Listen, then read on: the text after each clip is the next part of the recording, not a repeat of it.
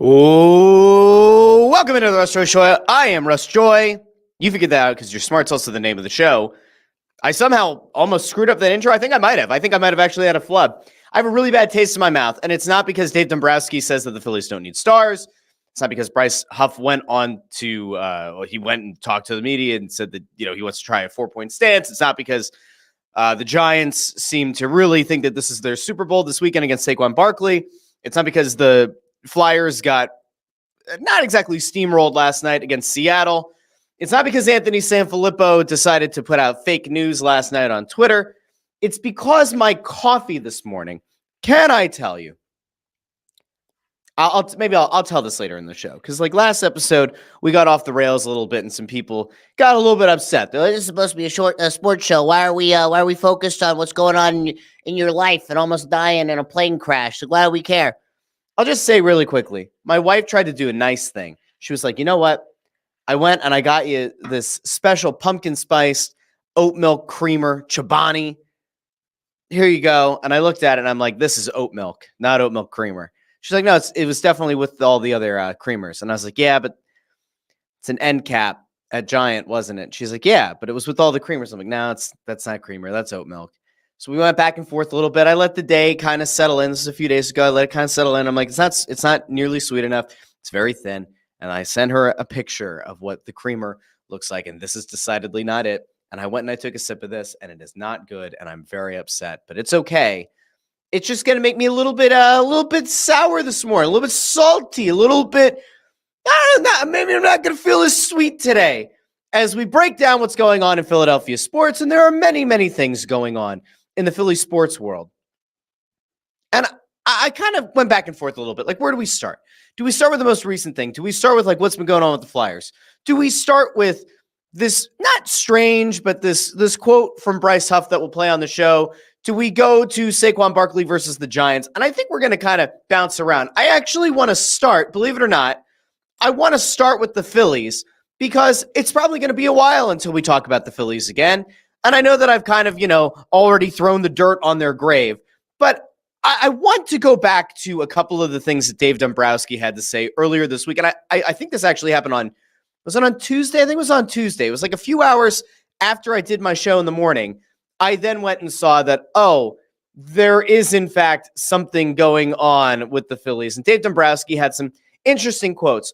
One about the trade deadline acquisitions and one about star players or the need to go after star players. So I just really quickly want to kind of recap what he had to say. Some of you might be aware, some of you might not be. And the first thing we're going to go out to is a quote that was transcribed by Alex Coffey. And so I want to go out to this because I think that many of us could agree that down the stretch, the thing that really killed the Phillies' chances or definitely impacted their ability to go deeper into the postseason, it was beyond just the highly paid lineup that didn't perform. It was beyond bullpen issues that we knew could potentially be an issue. I always went back to the trade deadline and said, you didn't get an impact bat. You didn't get a guy who was kind of like a Gene Segura who could be a contact guy. In fairness, that was kind of like what Whit Merrifield was supposed to be, and that didn't come to fruition, and they ended up letting him go. And Whit Merrifield is still convinced that like the reason the Phillies became a 500 team in the second half of the season is because it coincided with them letting him go. Make of that what you will.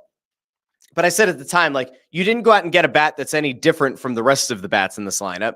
I still thought, up until the postseason that they probably needed another rotation guy. They totally didn't by the time the playoffs rolled around. Ranger Suarez was okay. Christopher Sanchez pitched very well. Wheeler was Wheeler. Nola's Nola. But there were some concerns about the trade deadline. And like Dave Dombrowski was asked, what do you think? Now that you had the time to look back on it, what did you think about the trade deadline after seeing how things played out in the postseason? And this is the quote that Alex Coffey put out, so we're going to go over here. Dave Dombrowski, who I like to lovingly refer to as Mr. Rogers, says, well, we were very happy with the trades that we made at that particular time. I've been in this role before where sometimes you make moves and they turn out great. Other times you make moves and they don't really turn out as well as you would like. I think in our situation here, there were really two major acquisitions we made at the trade deadline. Tanner Banks we liked, and Tanner Banks pitched as well as we thought he'd pitch. We think he helped our bullpen, but he's also not a guy that we really acquired with high leverage in mind. So we got Austin Hayes, who we liked a great deal. Unfortunately, Austin Hayes got hurt almost immediately, got hurt and then had the kidney infection. So if you judge it on that, that was not very good. It didn't work out well for us. We liked Carlos Estevez. He did a good job for us. He was solid. He helped shape our bullpen. I really liked how he threw the ball in the postseason until he threw that pitch to Lindor. So he was the one guy that threw the ball well before that. So we added players that we thought we needed to add. Unfortunately, Austin Hayes got hurt, and there's nothing you can do about that. Yeah, that's not what I was hoping to hear there, Dave. That doesn't move the needle for me. That doesn't get me excited in the least bit. No, that doesn't speak to a fan base that's still ultimately very frustrated with a team that they had legitimate World Series aspirations for, and they believed that that clubhouse had legitimate World Series aspirations. Coming out and just saying, like, you're kind of making excuses when it comes to Austin Hayes. I will once again come back around to the belief that Austin Hayes was at best a platoon player. And I didn't expect the Phillies to go out and make a huge move. I didn't expect them to get a Juan Soto caliber guy. Okay. I thought that they needed somebody who could provide consistent contact somewhere in the lineup to help balance out what you knew was going to be a top six that were going to swing for the fences at pretty much any given opportunity. Schwarber, swinging for the fences. Trey Turner, hard to say what he's swinging at. Bryce Harper, often swinging for the fences, even though the power had kind of deteriorated with the elbow and the wrist issue. I know that there was a big postseason home run, but like if we're being honest, down the second half of the season, the power wasn't exactly there. Nick Castellanos, often swinging something for the fences or for extra bases. Alec Bohm, absolutely swinging for the fences, very unsuccessfully. And then JT Realmuto, practically a non-factor in the postseason. Not exactly just your, try to grind one out, get on base kind of guy. So there's your top six. They needed somebody else who could kind of add some balance, add another dimension to the lineup, and they didn't get it. That, to me, those quotes, they're not exciting in the least bit. They don't make me feel any better about a little bit of honesty in the, not immediate at this point, in the aftermath of the season. You've had time to let the dust settle. I would have expected a much more comprehensive view of it. I would have expected a much more comprehensive look into each of these guys, but we didn't get that. We just got that Estevez was good, threw the ball well until the grand slam to Lindor. That was it. Okay. That's not the thing, though, that had me the most worked up. And I'm assuming that a lot of people were also worked up by this, but Dave Dombrowski was asked about potentially going out and getting star players, about going out and acquiring another potential big bat, about going out and acquiring somebody who could be a difference maker for this team. Clearly, the guys that they have in this lineup didn't get the job done yet again. They went cold yet again. That's 3 years in a row where you've had the top half of your lineup practically go non-existent in the final series of their postseason run. In this case, it was the first series of the Phillies postseason run. Not ideal. So we go to Dave Dombrowski, who obviously is going to try to, get a little bit of excitement going in the fan base. And, hey, we didn't have the kind of season that we wanted to. We didn't have the postseason that we wanted to. But don't worry, I've gotten the blessing that reinforcements are going to come. Let's listen to Dave Dombrowski. Again, Mr. Rogers out here telling us all the things that we want to hear. Maybe. Well, I don't think we need to add more star players. We have as many stars as about anybody in baseball. Oh. So I don't think necessarily that you need to add more. And I think you have to be a little concerned. John is very accommodating and giving, but you're also in a position where you're still working with a payroll and trying to make things work for you and go into the future, what you have. Mm-hmm. And would you be open to it? Yes. But I think you have to be careful because sometimes it's not only the star players, it's also sometimes the supporting cast. And when you look at it, we had 8 all-stars, right? I know they're not all veteran guys, but that's more than anybody in baseball. We have, when you look at our starting rotation, I don't know that of the top 4, there's a better starting rotation in baseball. When you look at some of the positional players, they're really good. So I don't necessarily think that the answer is always a star player. I'm not saying we won't get one, but I don't think it's a necessity by any means. Well, okay. So let's go back over that. I'm actually going to flip over to this camera because I feel like this is the one. Let's just have a moment here. Okay, shall we? let's just have a moment. I just want everybody to kind of play this one out in your head a little bit. Play the scenario out a little bit for yourselves, okay? You just let me know. Maybe I'm crazy. So Dave Dombrowski says, I don't think we need a star. Now, actually, here, let me see if, I don't know, can I play his audio while not having his face on the screen? I do like Mr. Rogers. It's not doing a lot for me today. Let's just, I don't think we need to add more star players. We have as many stars as about anybody in baseball.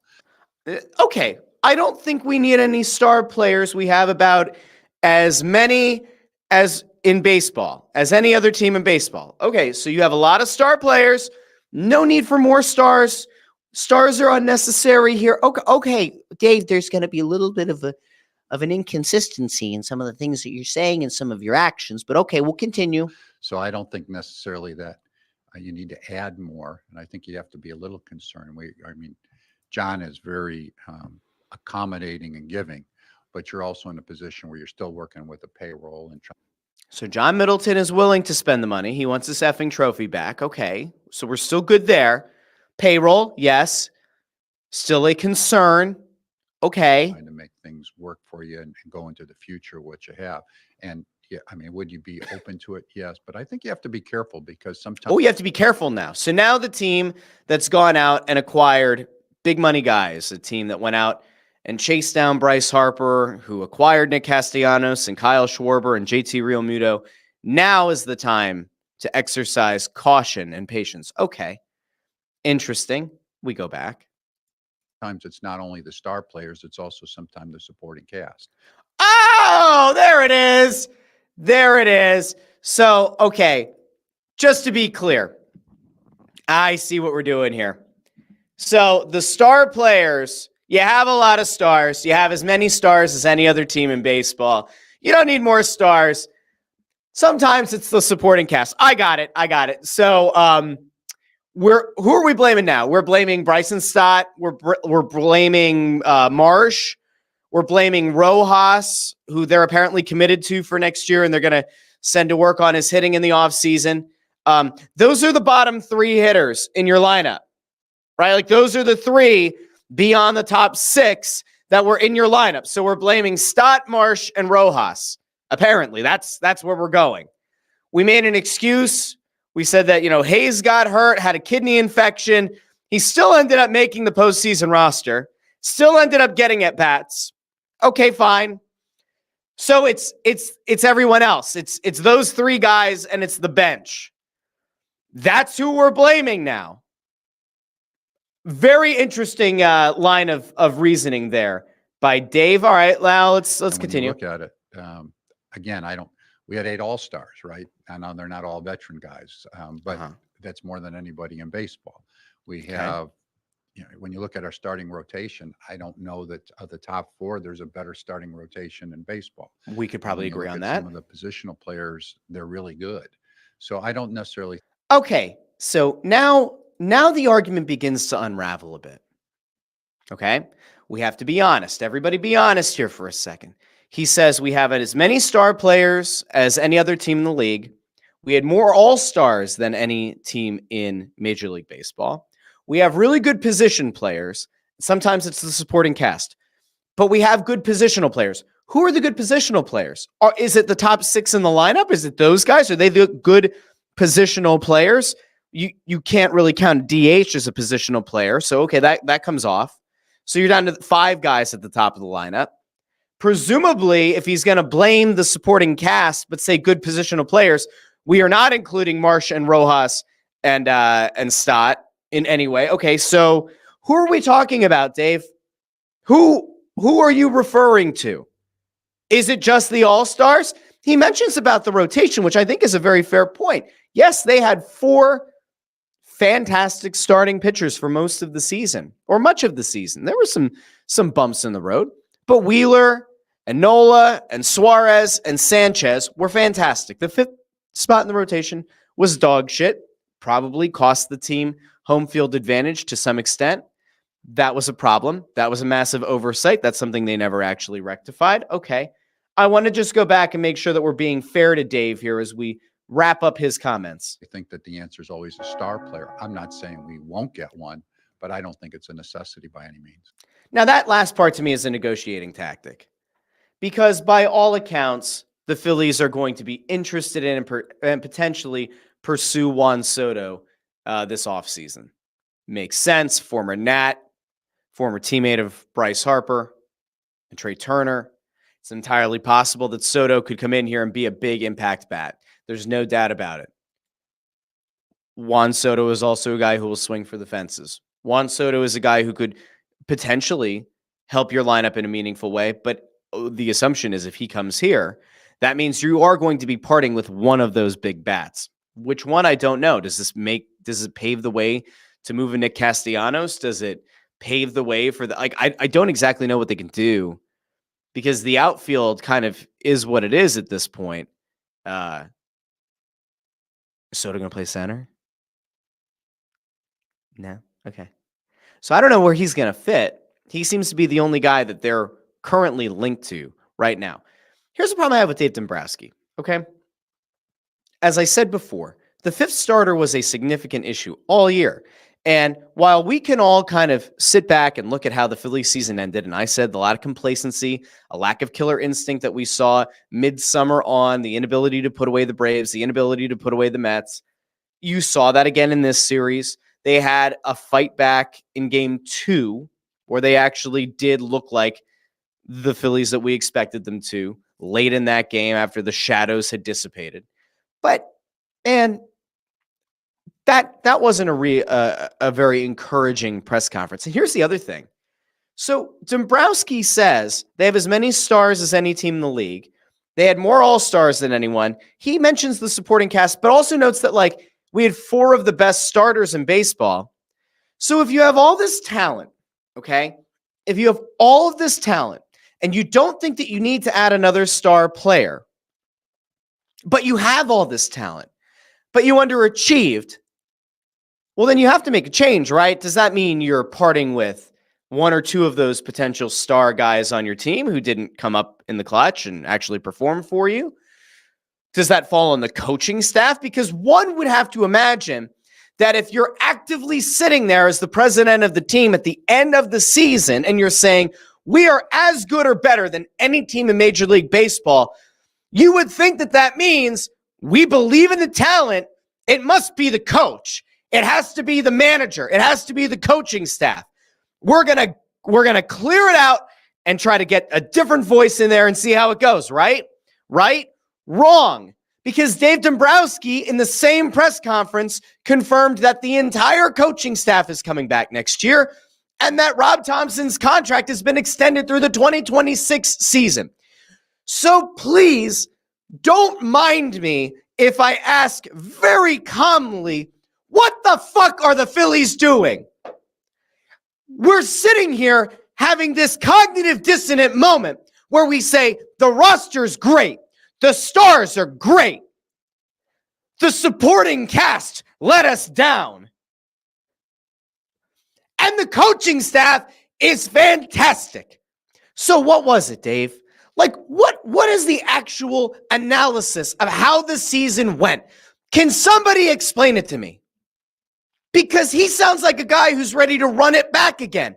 They ran it back last year. They went all vibes, baby. All vibes. We're not going to upset the apple cart at all. The only real move they made was getting Whit Merrifield, who they left on the side of a highway and went to a division rival. And then at some point, the season just kind of went off the rails. And they became a 500 team down the stretch, and they underwhelmed in the postseason, and they lost to a division rival that they couldn't put away with multiple attempts to do so or multiple chances to do so in the regular season in the Mets. I don't get it. What are we doing here? It sounds like there's no significant change coming for the Phillies. Now, I don't expect Dave Dombrowski to go out and outline a plan. Well, we're going to look to move Nick Castellanos, or, we're going to look to move Alec Boehm. We're going to look to move on and maybe find a suitable center fielder. No, I don't expect him to say that. I don't expect him to say, yeah, we're going to definitely be in on the Juan Soto sweepstakes. I don't expect him necessarily to go out and say, oh, yeah, we're going to fire Taijuan Walker into the sun. But I expect a little bit of something to give us a little bit of hope that something good is going to come out of this absolutely woeful performance in the postseason. And as of right now, It doesn't sound like that's going to happen. Now, I'm going to go over to the comments because I'm sure that there are some people out there who are also not happy with Dave Dombrowski today. Let us see what the comments have to say. JH over on YouTube says, still ridiculous that they're going to run it back the same squad next season, especially Thompson, after not standing up for the guys at all with that terrible missed foul call.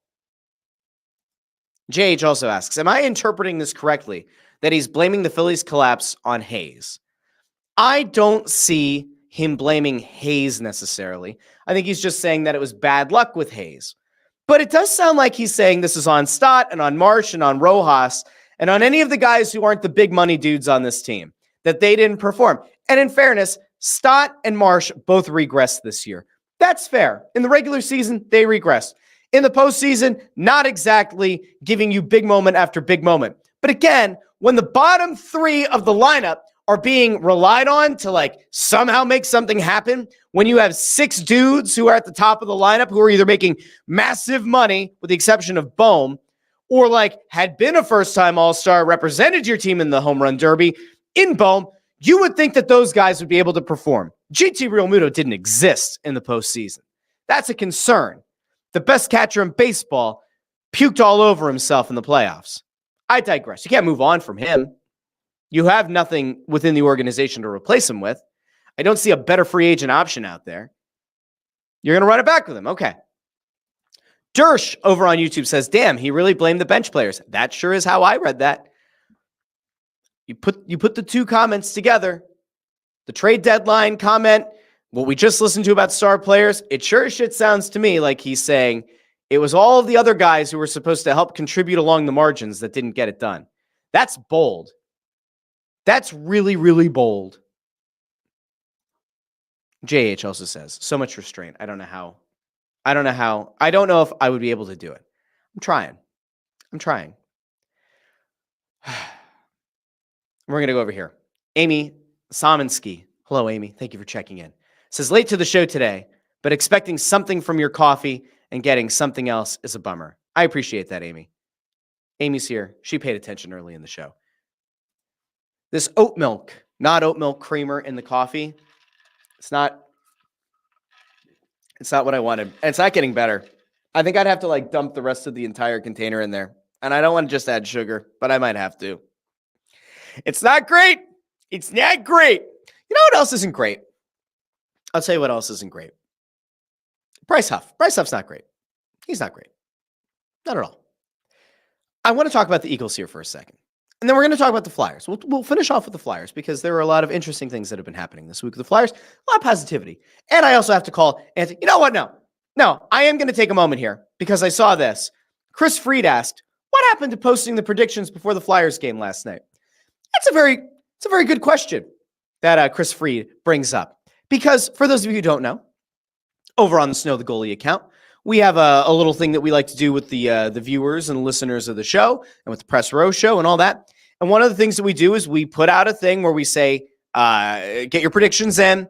And I've actually tried to streamline the process this year where we're using the same initial tweet and we're quote tweeting it to help our listener, Allison, who does a great job. She maintains an entire spreadsheet for this stuff. So imagine the surprise that I woke up for the Flyers game. My phone goes into like, what the hell's the mode called? It's not sleep mode. It's like no distraction mode or like do not disturb or whatever for sleep. And so I'm watching the Flyers game last night. I totally forget about the predictions. Anthony Sanfilippo, who lives in his own very strange world, one that is like full of just disinformation. He tweets last night at 10:37 p.m. Eastern Standard Time. Looks like Russ was asleep at the wheel again. Bundy and I sent our picks in. Bundy went 4-2 Seattle and I went 5-3 Kraken. No idea what intern Andrew picked because he sends it straight to Russ. And Russ obviously picked nothing. And it's too late for y'all to pick. So scratch this one off the list for Snow the Goalie contest. Y'all know where to point your finger of blame.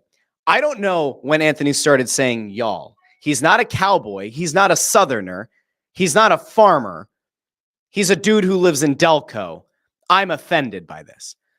But I came with the receipts, and I made sure to put it out through the Snow the Goalie account. Believe it or not, and Bundy and I had been texting last night. Guess what didn't come up in the hours leading up to the game? The predictions. So I put a little screenshot just to prove that Ant Sanfoni was full of shit. Both Ant and Bundy sent their picks in after 10 p.m., which is when the game was scheduled to begin. Intern Andrew sent his on Thursday morning, making it the only valid pick of the night for 2 Flyers. And as you fine folks can see here, Anthony sends me this thing. You didn't do the picks. Anthony has the login to the Twitter account. He'll say he doesn't. There's an old text that shows that he does. I digress.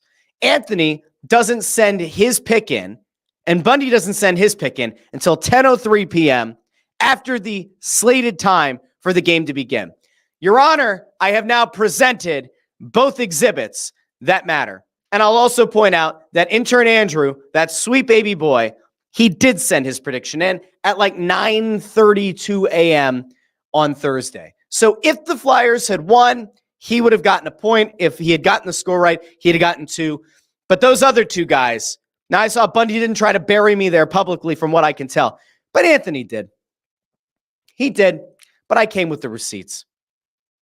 All right, that's it on that. We'll come back to the Flyers a little bit later on. But Linda Joseph says, I've called it Pickgate. When does the San Filippo expose happen? That's pretty much as much of an expose as you're going to get. JH asks, do I sense trouble in paradise? No. I'm sure there's some marriage counselors in the area that might give you a group discount. Now we're okay. It's just, when Ant makes a mistake, he'll scream and yell and name call until you just say like, all right, whatever, man. Did I forget to do the picks? I did. I absolutely did. I was watching the game and I fell asleep. I woke up nice and early this morning. That tweet went out at 4:33 a.m. because guess what I did at 4:33 a.m.? I woke up and I watched the Flyers versus the Kraken last night. And I watched Ivan Fedotov, which was not ideal.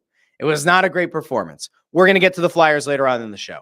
But I felt the need to address that situation now and to also give him enough time where between now and the end of the show, if Ant Sanfoni wants to jump in the comments like he did one day, he can jump in and he can, have his retort, and I'll bring it up here. I'll allow his retort. I won't expect that when he asks a question this year that Torts will answer it. We shall see. I want to go over to some of the stuff that's going on with the Eagles, though, because obviously this weekend is big.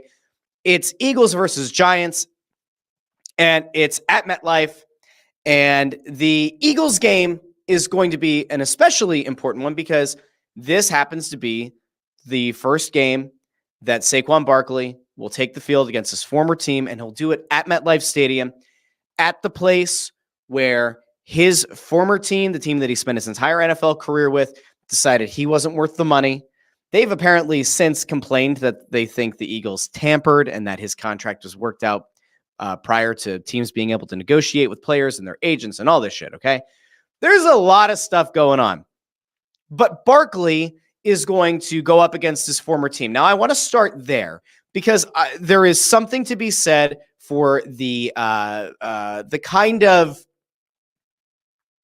extra added emphasis that a player could put on the game. And then there's also the idea that players want to go and support their teammate in that first game back against their former team. So first, we're going to throw this over to Saquon Barkley earlier this week, talking about what it's going to be like to play against the Giants.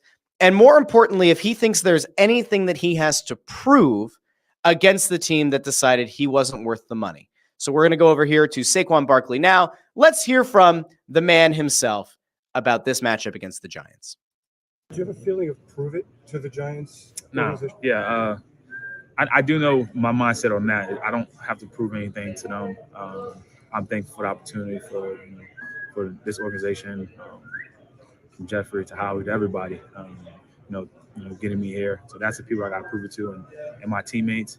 And at the end of the day, the most important thing is winning. Whether I go and have 300 yards or if I have 10 yards, as long as we win, I don't really I don't have that big of a pride or ego that if I go out there and ball, it's like I'm looking at, I know those guys over there like, oh, look what you guys let go. It's no hate over there, but at the same time, I do know it's a big game, it's an important game. it's division rival, and I'm gonna go in there locked in and try to do the best I can to help us win again. Is there a way to harness? Is there a way to harness the emotion without it becoming a negative? Yeah, that's a balance. All right, that's a challenge of trying to do that. But I'm trying my best to make sure that it doesn't impact me in a negative way. If anything, to try to use it to lift me up. Let my competitive spirit drive me, and go out there and keep the main thing, and that's win football games, and also go out there and play with my teammates, go out there and play with my guys, and this week I'm just gonna have some guys on the other side of the ball too, so it's gonna be making it more fun. Talk a little more crap about me. That to me is about as perfect of a quote as you could have gotten from a guy who's about to play his former team, who understands that like it is a division game, who understands the fact that like you have to make sure that you don't get lost in that moment. Now look, he's a human being. He spent his entire career there. There was a level of disrespect, and in fairness, I don't know Saquon Barkley. I've never met the man. I just know how human beings are. Okay. He's got to have some pride. Okay. Knowing that the Giants didn't want to match the Eagles' offer had to hurt. Knowing the fact that he went into the offseason expecting the Giants to essentially like show him some money after they gave a ton of money to Daniel Jones, and then not getting it. And then finding out that like, well, no, they just don't value you in that way. That had to hurt. He's a human being. He's allowed to feel hurt by it. But that's actually not even the part of it that, in my mind, is the part that hurts the most.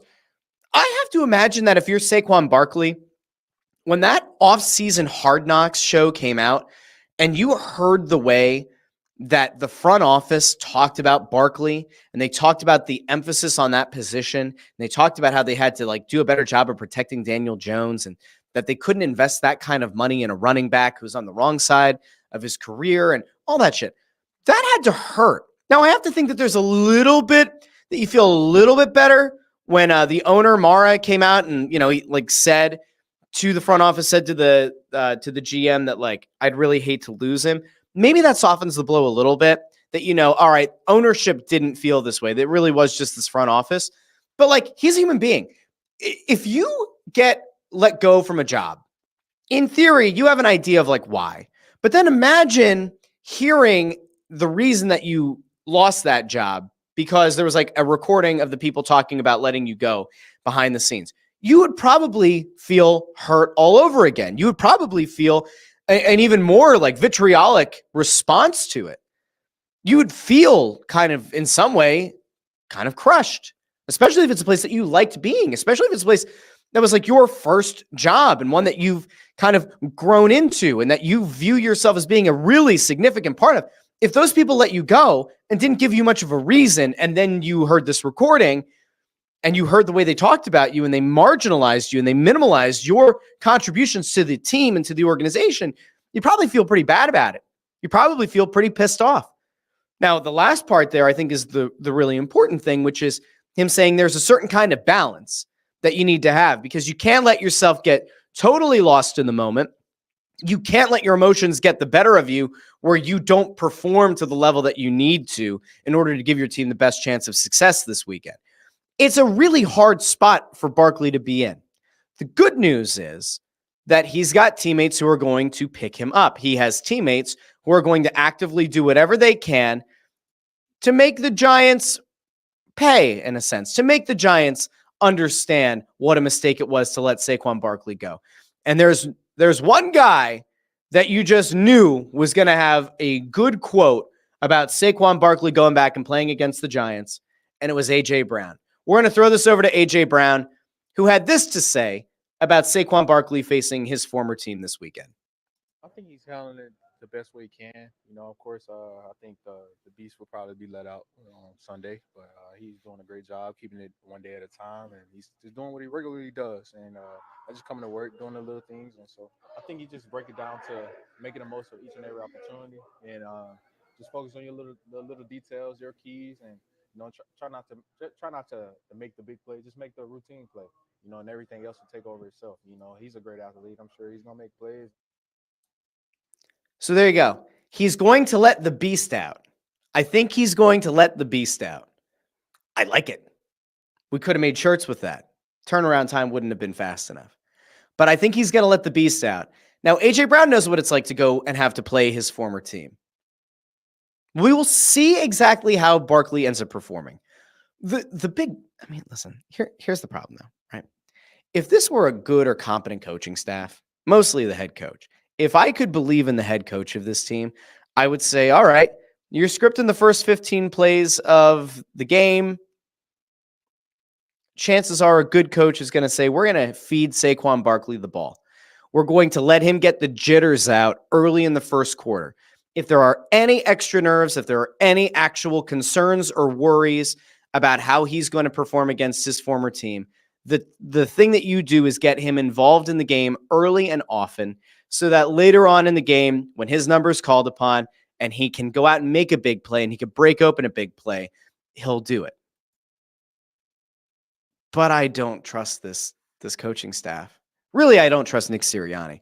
I don't know what to think of Kellen Moore right now. We talked about this on Tuesday's show about whether or not this head coach actually is meddling a little bit too much. Vic Fangio came out since Tuesday and said that the Sirianni comment about him making a play call or overriding Fangio wasn't exactly true or wasn't exactly framed the right way. Maybe that he had some influence, but he didn't call the play. I guess Fangio maybe took exception to that specific wording or the inference that Sirianni actually called the play instead of just had a little bit of input into what the play was going to be or what the strategy in that moment was going to be. To me, it doesn't really matter. I don't think you can trust Nick Sirianni. Now, what kind of impact that's going to have on the Eagles on Sunday, I don't know. The Giants aren't a good team. They're really not. They're truly not a good team. And yet, I have such little confidence in Nick Sirianni that anything could happen. This team still just doesn't have the ability to score in the first quarter. It is absolutely mind-numbing. I don't think I've ever seen a team that has the kind of offense that this team has that can't string together anything. They can't get any momentum going in the first quarter of a game. It's a legitimate problem.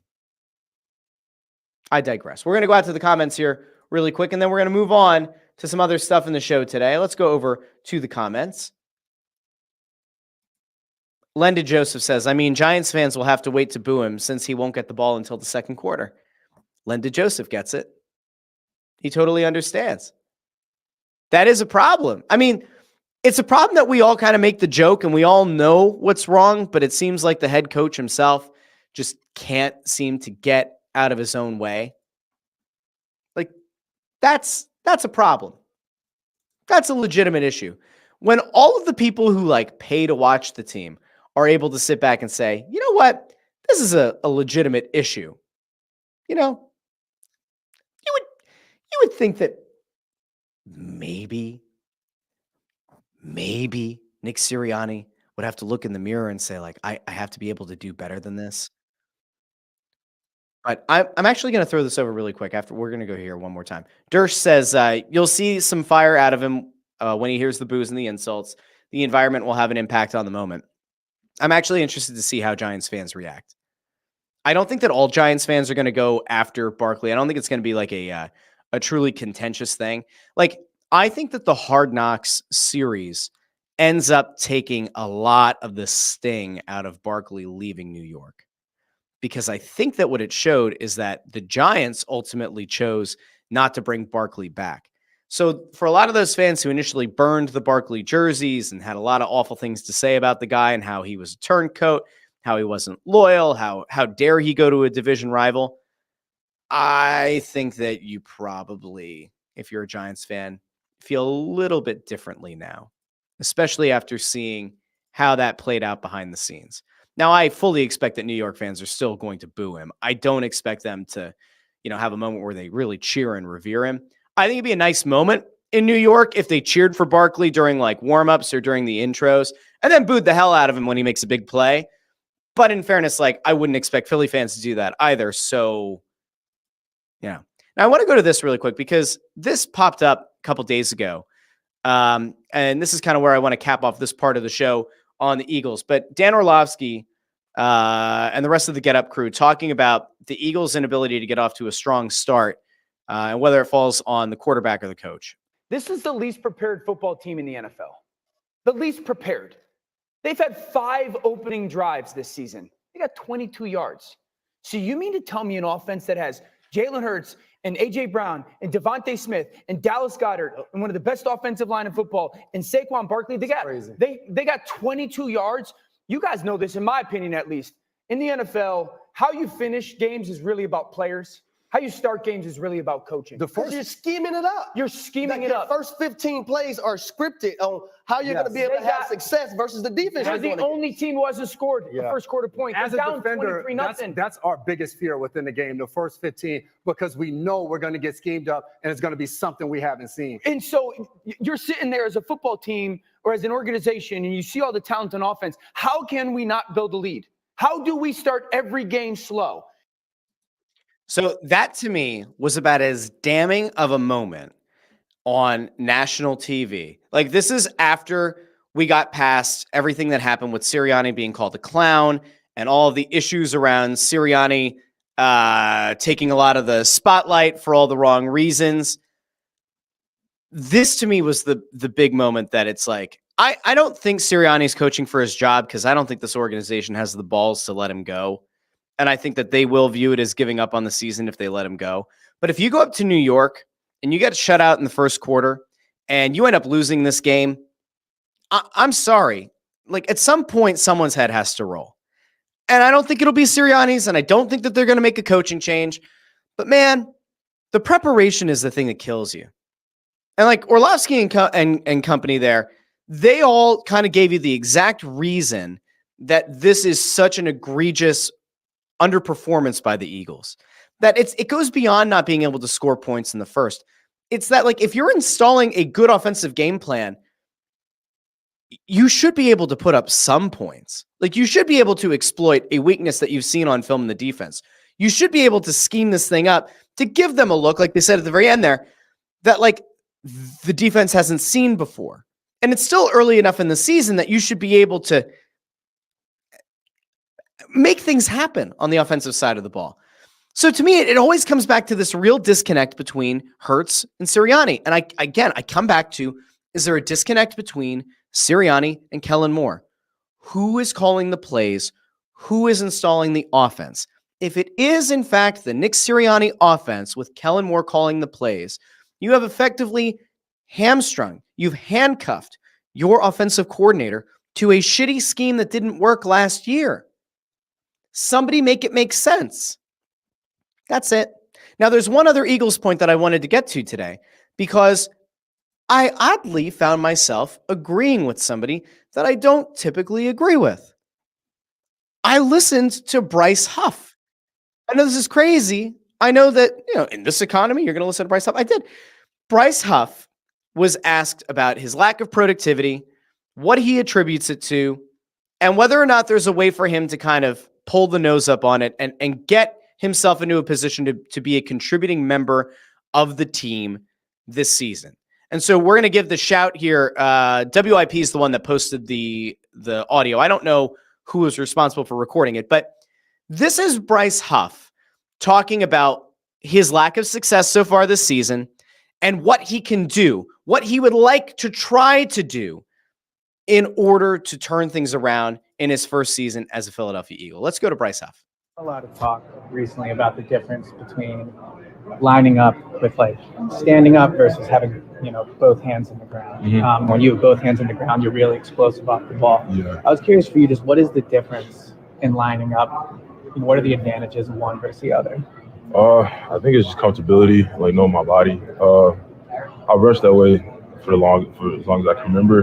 So it's like I just got that muscle memory. And my angles are different, like my shin angles and my leverage coming off the ball versus like when you don't know the snap count.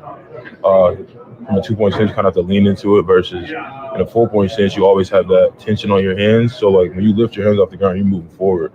So it saves time on the rush. I'm used to the timing and all that stuff. So there's a lot that goes into it. So you did it more in New York, it seems like. Oh, every snap, right? 100% of my sacks came off of me being in a 4-point stance. Do you think you'll be doing it more moving forward than maybe you did before the bye?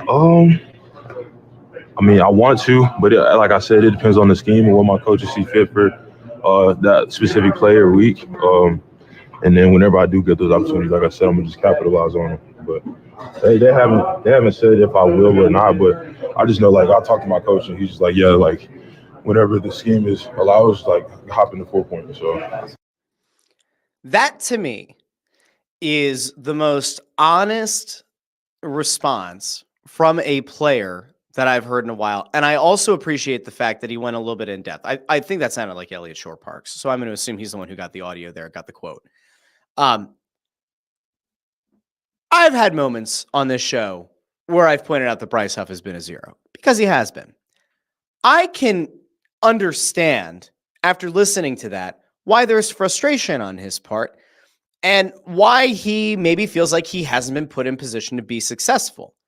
When you've played your entire career and you've built the muscle memory of doing the same thing over and over and over and over and over again, hundreds, if not thousands, if not tens of thousands of reps in the same technique, and then you sign a relatively lucrative contract with a new team to come in and replace a guy who fans really believed in and had a connection to in Hassan Reddick, and you're expected to be the guy who's going to come in and be able to put up big sack numbers, and then it doesn't happen, and the fans get on you, and the media gets on you, I can understand being frustrated. But he says, like, look, I've played with my hands in the dirt my entire career. Every sack I had in New York came from playing out of a 4-point stance. Like, I kind of tend to side with the player a little bit here.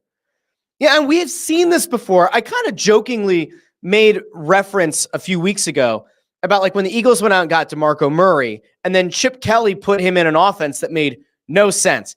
DeMarco Murray tended to do better with a running start, with a quarterback lining up under center instead of in the shotgun, that they had DeMarco Murray running a lot more east-west instead of north-south, that, like, he wasn't put in position to be successful. It ended up being a total disaster.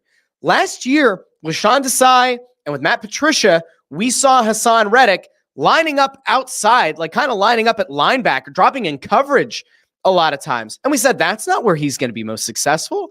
Like, that's not how you make Hassan Reddick an absolute nightmare for quarterbacks. And it was a scheme thing. We said, well, coaches have to adapt the scheme to the players' talents, or players have to figure out a way to adapt to the scheme. But typically, if you're a good coach, you figure out a way to find what your players are best at and to build a scheme around their strengths. You want to maximize your players' abilities. Bryce Huff going out and saying, in essence, I haven't been put in the position to be successful. And he didn't blame Fangio. He didn't blame the coaching staff. He just said that he hasn't been afforded the ability to go out and play the way that he's played, and that his timing is off. He's not getting a fast break when he doesn't know the snap count. The difference between having tension on your hands and being able to lift off and you're gone at 100 miles an hour versus having to lean and just kind of try to time the count, you're going to be late. Being half a second later could be the difference between a sack and getting blocked.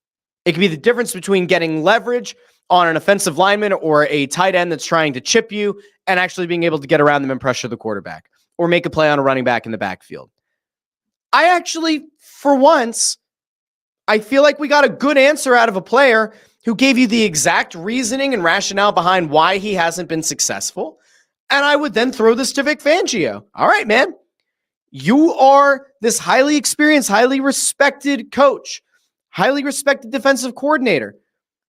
If it hasn't worked with this guy so far, can we figure out a way to put this guy in position where he might find success? Can we figure out a way to get him schematically into the lineup in a position where he gets to play that 4-point stance and maybe cause some havoc against the Giants and maybe find some confidence? Because if so, and if you are able to actually generate some pressure off the edge, boy, would that be nice. We've been making the joke here for a few weeks, but like, Brandon Graham is an 85-year-old man who looks like the best edge rusher on the team, who looks like arguably the most impactful defensive lineman, other than at moments, Jalen Carter's had very big moments. Jordan Davis has looked very stout up the middle. But Graham is the best guy getting to the quarterback or causing havoc in the backfield. Can we figure out a way to get Bryce Huff involved in an advantageous position? Can we do that? If you're Vic Fangio, you're getting paid to do that. Figure it out. Just a thought. Now, I'm done on the Eagles for now. We're going to see how that one plays out. I think that the Eagles should go up and they should win by double digits. They should. Could this end up being an 8 or 9 point game? It could. Do I think the Giants are going to win? No. Would I be surprised if the Giants win? A little bit. I would. The Eagles are a much better team. They're not a better coached. Well, comparatively, the Giants aren't a very well-coached team either. Do I think that the Eagles are a well-coached team? I don't. Do I think that we're going to still see signs of that this weekend? I do.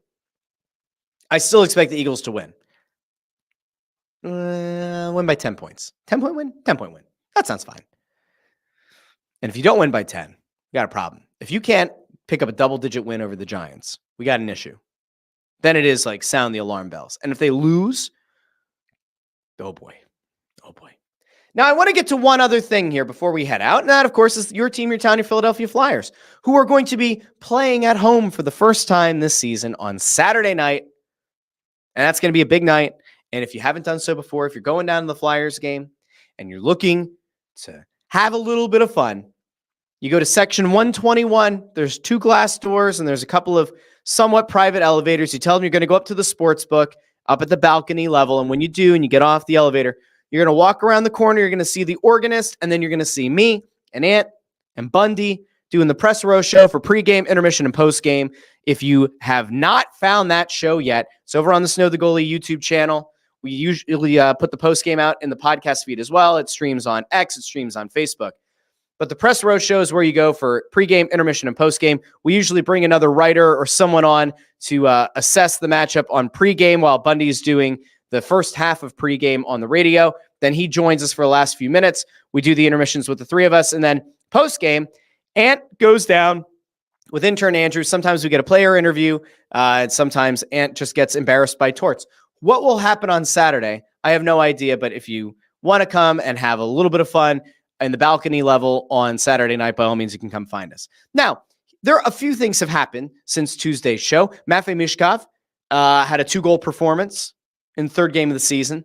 Matvei Michkov is now on a point streak. He picked up an assist last night against Seattle. Michkov has been everything that you could have hoped he would be if you're a Flyers fan. At just 19 years of age, the vision that he's showing, the maturity he's showing on the ice, and truly the goal-scoring ability is something that you don't see out of most 19-year-olds. In fact, it's something that we haven't seen from a Flyers prospect in a very, very long time. Now, admittedly, there have been moments where we've seen some young guys have good stretches. We've seen Owen Tippett have good stretches. We've seen Bobby Brink have good stretches. Tyson Forster have good stretches.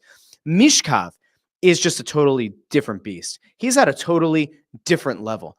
The kinds of plays that we've seen Matvei Michkov make on the power play, especially, I mean, he has almost single-handedly changed, fundamentally altered the success of the Flyers power play. They have a power play goal now, 4 straight games. Last year, Flyers power play, historically bad. Michkov has somehow, at 19 years of age, made a dismal power play unit at least passable. He's putting together, he plays the game in a way that is almost akin to he could slow time down, like it's the Matrix. He's watching the game at 0.5 speed, while everybody else is playing at full speed. He can slow it down, and he's like Doctor Strange at the end of Endgame or whatever, where he's sitting there going through all the scenarios. It's like Michkov has this ability with chameleon eyes to see every potential outcome, to see every potential passing lane, and to on one-touch passes, just set a guy up for a shot. And it's taken a few games for his teammates to get used to it, because quite frankly, this team has not had somebody with that ability in a very, very long time. He's setting guys up that if his teammates can start to finish at a higher rate, Michkov could actually chase down 70, maybe even 80 points as a rookie, which is absurd. Now, I said before the season, 60 points would be a hell of an accomplishment.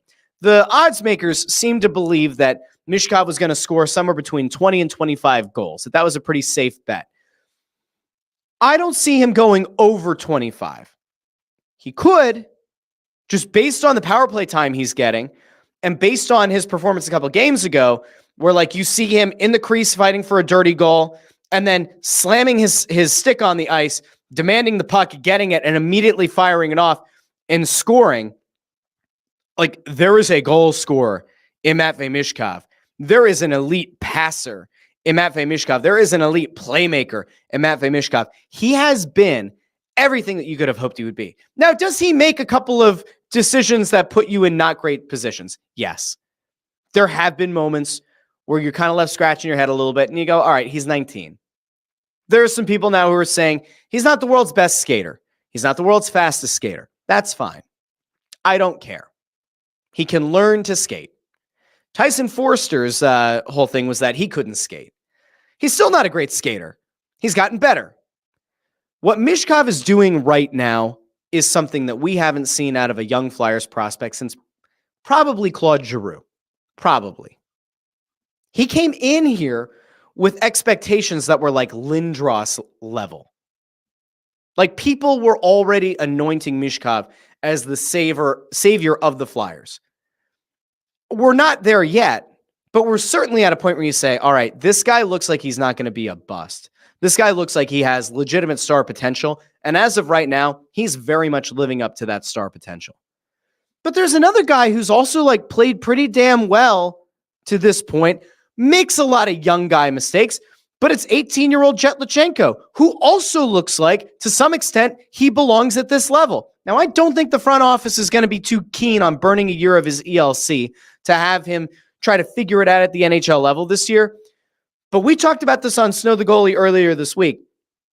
A couple of games ago, Sean Couturier's minutes were cut significantly, and Lachenko ended up playing a ton of minutes. This coaching staff is going to try to make it almost impossible for the front office to send Lachenko back to junior. They're going to make it almost impossible. And in fairness, the play that they're getting out of the center position hasn't been stellar. There is a conceivable path here to the Flyers keeping Lachenko up here. Briere has said that he cares more about what Lachenko is going to look like, 3 years from now or 5 years from now versus what he looks like now. If you're the Flyers, you have to sit back and say to yourselves, what is best for business? Lachenko and Michkov together is great for business. Okay? It is the thing that this team has looked for desperately for a very, very long time, to have marketable young star players. Now, Michkov is at a different level. Michkov would have been the number 2 pick behind Connor Bedard. Some had him even listed potentially as number 1 had it not been for the geopolitical situation and Michkov apparently not wanting to take meetings with like the Coyotes at the time.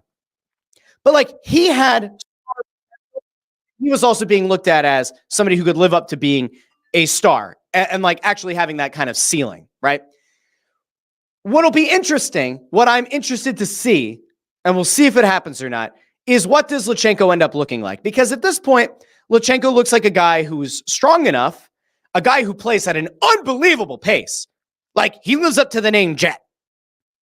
Jet Lachenko at this point looks like a fast guy who can operate at that speed. He's not like just reckless. It's not like he can go from 0 to 100 faster than anybody, but he can't make a play unless he's at like 50 miles per hour, right? He can make decisions incredibly quickly and at an incredible rate.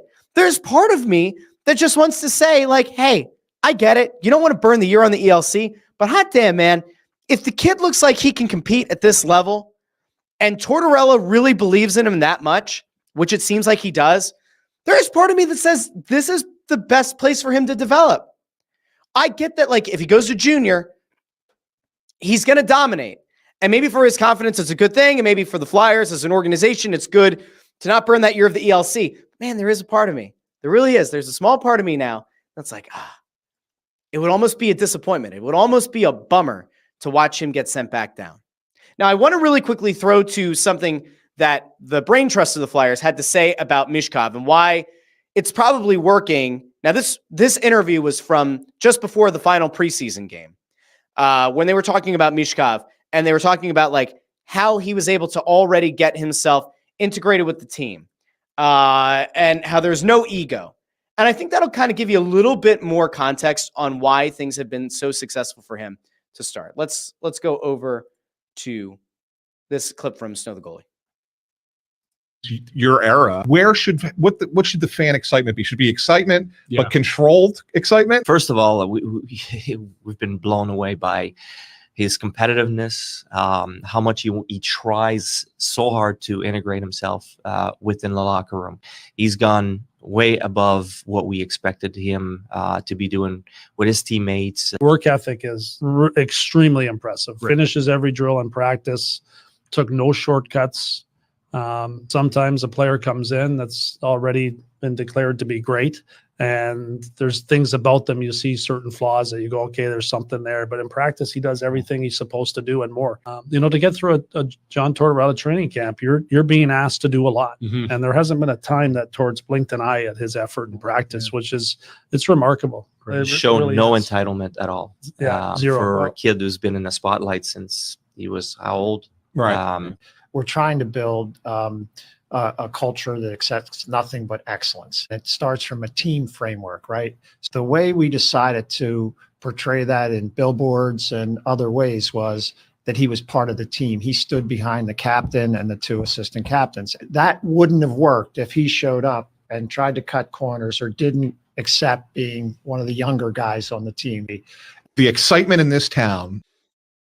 So that to me should tell you everything you need to know. Now, if you're listening in the podcast feed after the fact, that was Danny Briere, Keith Jones, Dan Hilferty, the GM, the president, and the governor of the team, talking about what kind of an impact Michkov has had behind the scenes, setting a good example, not coming in with a sense of entitlement.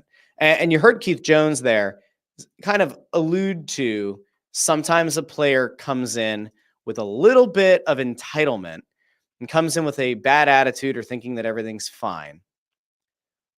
Well, it's very interesting that he mentioned that because I'm just going to bring this up here really quickly because if you're thinking to yourself, I wonder who he could have been referring to with the entitlement thing. I'm not saying that this is who he was talking about. But there's a certain guy who the Flyers drafted who they thought was going to be a really big part of their rebuild who ultimately didn't want to play here and was sent away. This happened the other night. Derek Lee, who covers the Anaheim Ducks, put out this tweet. It appears that Cutter Gauthier has been demoted to fourth line and taken off the power play for the time being. Did not take a shift in the final 8 minutes and 38 seconds of the second period. Both Brock McGinn and Brett Leeson did not have a shift in the final 7 minutes of the period either. It actually got worse too, because not only did Gauthier get sat in the second period, they brought him back in the third. They allowed him to go back on the power play. Apparently he played so poorly again that they removed him and benched him a second time in that game. Entitlement, huh? Entitlement can certainly be a bitch. Sometimes you try to send a message to a player by sending them once. But yeah, it got significantly worse for him when he got benched again in the third period. There was like a play where he didn't back check properly against Utah.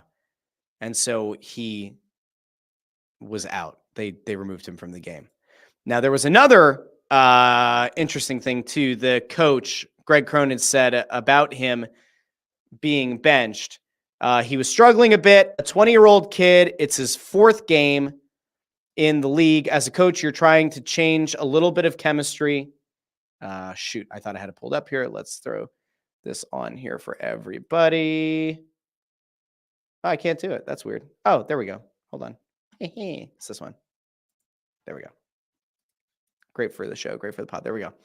Trying to change a little bit of the chemistry. I stuck Vetrano out there for a little bit and then went with McGinn in the third period. Brock's been around for a while. He's a 30-year-old guy. He kills penalties, and I think that he's going to be able to make some plays under pressure. Cutter's going to learn that over the course of a season. Sometimes it's good to learn by watching, too. I would have loved to have been a fly on the wall after that game. when Cutter Gauthier starts whining on the phone to his friends or his family, we would just simply point out, and I think at this point, the couple of reasons that Gauthier didn't want to play here have kind of been thrown out there. And just based on the fact that there's never been a denial about it from anybody of real note in the Flyers organization, especially, I do think that there were some things that were put in his ear about what it's like to have to play for Tortorella. So I do think that there's a part of Cutter Gauthier that didn't want to have to play for Tortorella. And I am very resolute in the belief that when Chuck Fletcher was here, he told Gauthier that he would be able to start the season with the Flyers going into last season, or that at the very least he would get brought up for the final few games of the year. And that when Fletcher got let go, when Kevin Hayes was moved, and there was a new sheriff in town in Briere and also Jones, that didn't play the right way to Gauthier, and that eventually Gauthier kind of got word that, I don't just get guaranteed a spot, even though I was a high pick. I don't just get to dictate terms. And I think it threw him off. And now, look, he still might end up being a really good player. And I still think that there's a good chance that he goes and scores 20-plus goals as a rookie.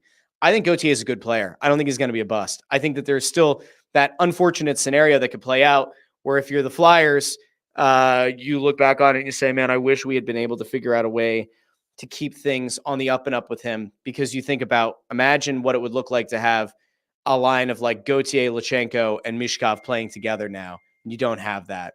That's not available to you now. So that to me is an interesting kind of, what if. Drysdale, by the way, has looked pretty good through the first 4 games of the season. Had a goal against Seattle. The big concern coming out of the Seattle game, this is the final thing for the show today. The big concern, and it's a very big concern, is Ivan Fedotov, who has not looked good as the backup goalie for the Flyers. He's had 2 starts. He's given up 10 goals in 5 periods. It's not good. It's not a good look. He got pulled against Seattle. He just doesn't look right. And what people started to kind of break down on film last night is that in a lot of cases when he has traffic in front of him, he's actively standing, because he's so freaking tall, he's trying to look over the traffic instead of doing what most goalies do, which is get low and try to look around where you're in position to make a save. And that he's gotten beaten a few times because when there's traffic in front, he's trying to extend himself and look over the top. He can't get down fast enough, and he's getting beat on goals that he probably otherwise should make. Now, there are concerns, right? Because the Flyers gave Fedotov a 2 years, $7.5 million contract at the end of last season. Kolsov is still here. He's playing for the Phantoms. That situation got rectified. Briere said on Snow the Goalie as part of that roundtable that there were some things that they learned about Kolosov's situation and the pressure that he felt to play for his hometown team, Dynamo Minsk, and that they have a better understanding, and they have a better understanding with him in his camp now, which is great. I have to think that there may have been something communicated at some point during camp that Fedotov didn't look sensational in training camp, didn't look sensational in the preseason, didn't look sensational at the end of last season, although those were much tougher circumstances, and that perhaps the path to him getting some playing time at the NHL was going to exist this year. How quickly the Flyers look to make that change, I don't know. I don't think that they're afraid to eat that money. I don't think that they'd be afraid of losing Fedotov on waivers. I think he would clear and he'd end up playing for the Phantoms, and he would still get to adjust to the American game there. It just doesn't look good right now for Fedotov. I think they'll give him a few more weeks. I could see them giving him another 5 or 6 starts before they really start to have the serious conversation about whether or not to flip him and Kolosov. But boy, if you were looking to see what Alexei Kolosov is going to look like at the NHL level, it might be coming sooner than you think. All of this is happening, by the way, while Zavragan looks like an absolute stud in the KHL at 19 years of age. I'm going to throw this over here really quickly to a couple comments. Dersh says he looks like Goldberg in the Mighty Ducks right now. And JH says Fedotov should enter the breakdancing competition at the next Olympics. Raygun. This one's for you. We dedicate Fedotov's performance to Raygun. All right, that's it for the rest of the show today. I want to thank everybody who joined me over on YouTube and X and Facebook. saw all of you. Thank you so much for joining the show. And those of you who listen in the podcast feed after the fact, thank you. Don't forget, you can leave a 5-star review over on Apple Podcasts. If you do, I'll read it on the show. And if you're watching on YouTube, whether it's live or if it's after the fact, make sure you like the video, share the video, subscribe to the channel. Don't forget the drive to 500 subscribers. When this channel hits 500 subscribers, which we're getting closer to, when it hits 500 subscribers, I will pick a random viewer, a random subscriber to the channel. That person will win the jersey of their choice up to $175, which means you can get an Eagles jersey, a Sixers jersey, a Phillies jersey, a Flyers jersey, God forbid, a not Philly team jersey, up to $175. If you haven't done so already, make sure you subscribe to the channel. You have friends or family who like Philly sports, share the show with them. Tell them to subscribe. There's no cost. There's legitimately no cost to doing it, and they could be entered to win that jersey. You have like an Aunt Betty who doesn't care about sports, help her make a YouTube channel, like the YouTube sign in, so that she can go and like the video and share the video and subscribe and all that, and she can be entered. And guess what? Maybe Aunt Betty doesn't like sports at all, and she'll give you the jersey if she wins. Just saying, just throwing it out there. Not saying identity theft. Identity theft is a very serious crime. Millions of Americans are impacted each year.